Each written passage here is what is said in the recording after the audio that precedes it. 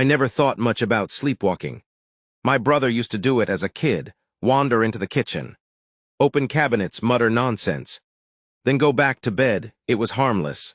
Funny even, but what happened to me wasn't harmless. And it sure as hell wasn't funny. It started a few weeks ago. I'd wake up in strange places, on the couch, in the hallway, once even outside on the porch. At first I brushed it off, stress. Maybe a bad habit I never realized I had. But then I started waking up with my feet covered in dirt. That's when I got scared. I set up my phone to record myself at night. I didn't really expect to see anything, maybe just me sitting up or mumbling in my sleep. But the next morning when I watched the footage, my stomach turned. At 2:47 a.m. I sat up in bed. My eyes were wide open, staring at something in the dark. I didn't move for a full minute.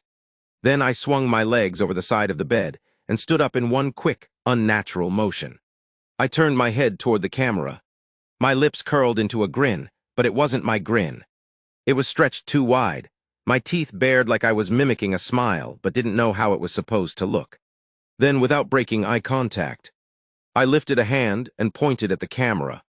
And then I spoke. But it wasn't my voice. "He's awake now." The screen went black. I don't remember turning the camera off. I don't even remember getting back into bed. But when I woke up, the phone was in my hand. The battery drained. I told myself it had to be some kind of nightmare. A glitch in the recording, but deep down I knew better. The next night, I barricaded my door, pushing my dresser in front of it. I wasn't taking any chances. I even left a notebook on my nightstand, writing a note to myself before I went to sleep: "Don't go anywhere, stay in bed, don't listen." But when I woke up, I was outside, barefoot, standing in the middle of the woods. The trees around me were silent. No wind, no rustling leaves, just dead. Suffocating stillness. My breath came fast, panic setting in as I turned in circles, trying to get my bearings. How far had I walked? How long had I been out here? Then I saw the footprints, a trail of them leading away from where I stood. I felt sick. I wasn't alone.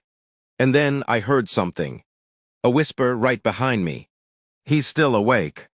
I turned, expecting to see someone standing there. But there was nothing, just empty darkness. The kind that pressed against you, waiting to swallow you whole. I ran. I don't know how I found my way back.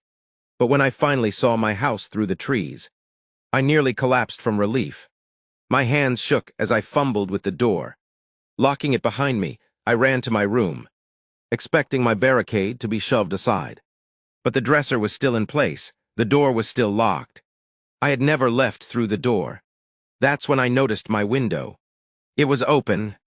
I don't sleep anymore, at least. I try not to, because I know now it isn't sleepwalking. Something else is walking in my skin. And one night I don't think I'll come back.